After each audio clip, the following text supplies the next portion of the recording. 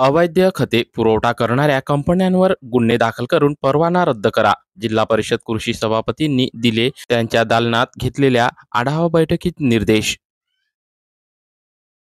जिल्हा परिषद कृषी सभापती यांच्या दालनातील आयोजित बैठकीत कृषी विभागाच्या खरीप हंगामाच्या पेरणीपूर्व तयारीची झडाझडती घेत जिल्हा परिषद कृषी सभापती योगिताताई रोकडे यांनी अवैध खते पुरवठा करणाऱ्या कंपन्यांवर गुन्हे दाखल करून त्यांचा परवाना रद्द करण्याचे निर्देश दिले आहेत.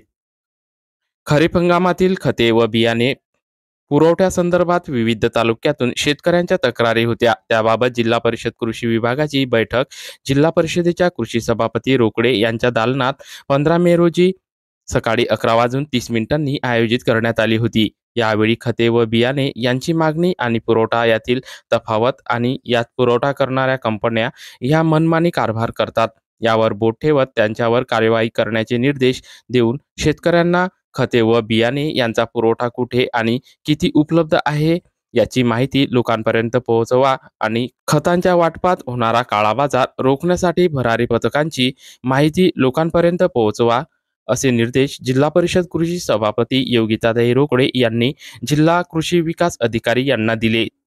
यावेळी शेतकरी प्रतिनिधी राजेंद्र पातोडे, श्रीकांत घोगरे, जिल्हा कृषी विकास अधिकारी जवंजाळ, अकोला तालुका कृषी अधिकारी रोहिणी मुघाड, मूर्तिजापूर तालुका कृषी अधिकारी विनोद शिंदे, अकोट व तेल्लारा तालुका कृषी अधिकारी भरत चव्हाण, पातूरचे तालुका कृषी अधिकारी NN जोशी, बाळापूरचे कृषी अधिकारी जयंत सोनवणे, शेतकरी प्रतिनिधी राजकुमार दामोदर, दादाराव पवार, मोहन रोकडे, वैभव खडसे, सचिन शिराळे, रितेश यादव, आशिष सोनवणे, अमोल सिरसाट, आकाश जंजाळ, नागेश उमाळे, निखिल गजभिये उपस्थित होते.